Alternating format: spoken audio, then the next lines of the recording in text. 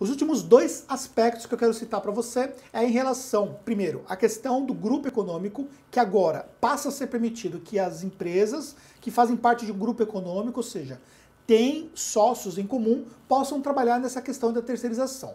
Isso deve influenciar o aspecto relacionado ali com planejamentos tributários. Nós só vamos saber isso na prática quando isso começar a ocorrer de fato e começar ali a entender como é que isso pode ser utilizado de forma benéfica ou não, ok? Então ainda é a questão mesmo da legislação que está sendo aprovada. Agora, o que nós temos aí de importante é avaliar a questão dos benefícios como um todo que nós temos de tudo isso.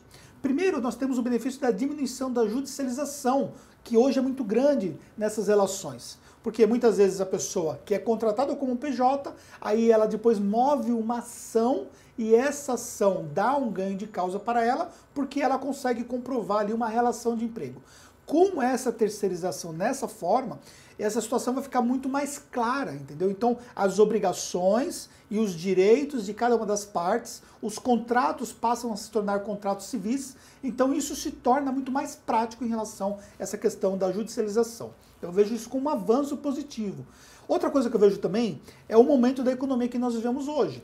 Então nós vivemos um momento da economia onde nós estamos passando por uma crise econômica que tem afetado as relações de emprego. Isso é fato, isso não tem como mudar.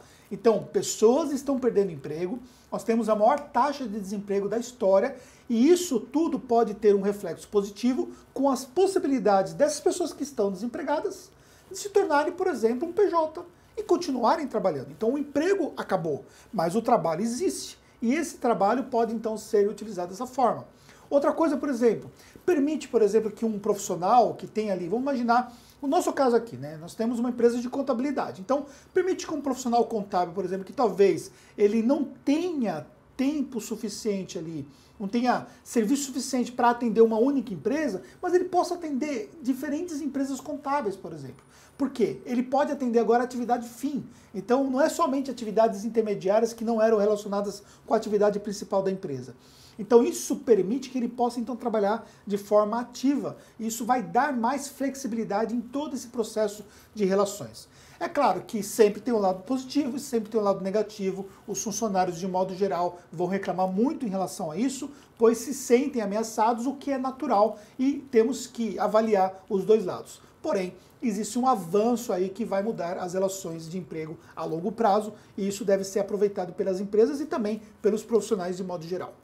Eu espero que esse conteúdo que foi passado aqui tenha dado a vocês um esclarecimento em relação a tudo isso e também passado uma visão profissional sobre tudo isso. É claro que existem as visões pessoais sobre isso, eu não quero entrar aqui em méritos políticos, não é o meu objetivo. O meu objetivo aqui é falar sobre o aspecto empresarial do todo, tá bom? Se você gostou desse vídeo, por favor, deixa a sua curtida, deixa o seu comentário, isso é importante para o nosso canal. Sucesso e até um próximo vídeo.